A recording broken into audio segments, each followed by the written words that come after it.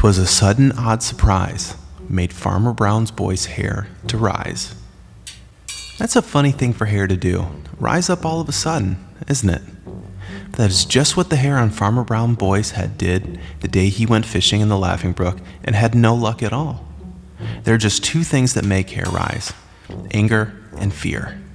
Anger sometimes makes the hair on the back and neck of Bowser the Hound and some of the other little people bristle and stand up.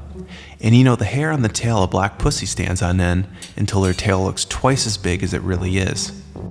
Both anger and fear make it do that.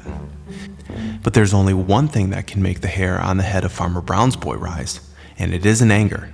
Of course, it must be fear. It never had happened before. You see, there isn't much of anything that Farmer Brown's boy is really afraid of. Perhaps he wouldn't have been afraid this time if it hadn't been for the surprise of what he found. You see, when he had found the heads of those trout on the bank, he knew right away that someone else had been fishing, and that's why he couldn't catch any. But it didn't seem possible that Billy Mink could have eaten all those trout, and Farmer Brown's boy didn't think once of Little Joe Otter, and so he was very, very much puzzled.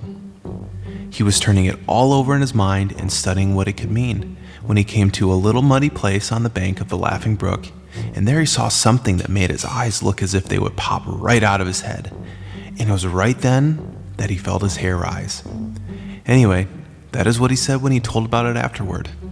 What was it he saw? What do you think? Why, it was a footprint in the soft mud. Yes, sir, that's what it was, and all it was. But it was the biggest footprint Farmer Brown's boy ever had seen, and it looked as if it had been made only a few minutes before. It was the footprint of Buster Bear.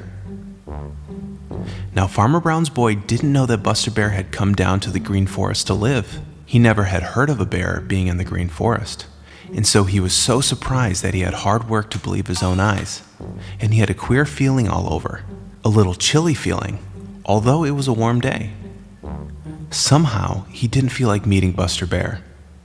If he had had his terrible gun with him, it might have been different, but he didn't, and so he suddenly made up his mind that he didn't want to fish anymore that day. He had a funny feeling too, that he was being watched. Although he couldn't see anyone, he was being watched. Little Joe Otter and Buster Bear were watching him and taking the greatest care to keep out of his sight.